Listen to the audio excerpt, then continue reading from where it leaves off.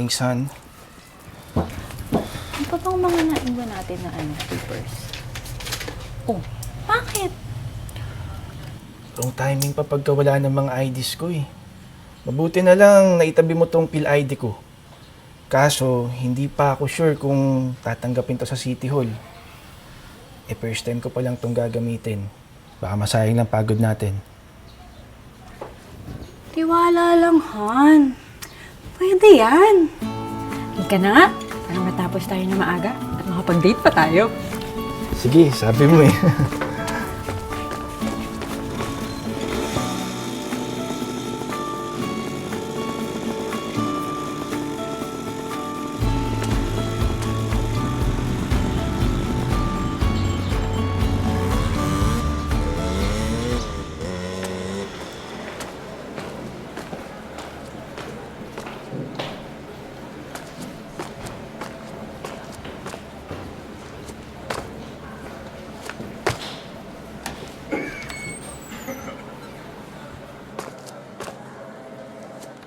Magandang araw po.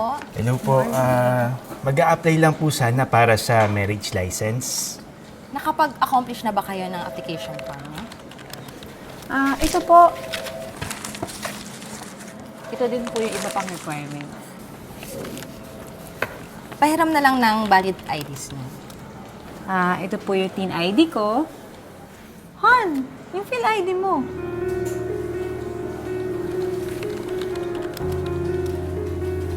Ito po yung PhilID ko. Kaso hindi pa ako sigurado kung pwede ito. Pwedeng-pwede po yan, sir. Oh, di ba? Sabi ko naman sa'yo eh. Verify ko lang, sir, gamit ang PhilSys check. PhilSys check?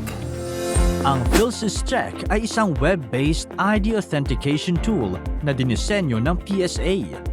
Kaya nitong i-verify kung legit ba ang inyong PhilIDs at ePhilIDs sa pamamagitan ng pag-scan ng QR code. Ayos! I-review lang po namin ang mga documents nyo. Since na-verify ko na authentic ang PhilID mo, tatawagin na lang po namin ulit kayo. Salamat po. Thank you.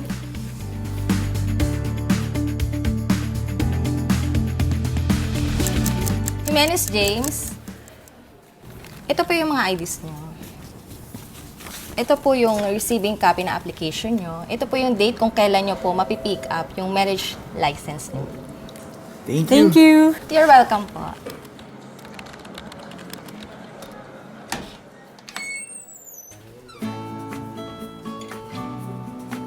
So sabi ko naman sa'yo eh. Paano ba yan? Maaga tayo natapos. Abay, tara na. Manood na tayo ng movie. Tapos mag-samgyup tayo. Tapos mag-shopping. Ano mo magandang panoorin ngayon? Oo nga eh. Parang maganda. Tungo sa makabagong Pilipinas, ito na ang PhilSys. ID natin to.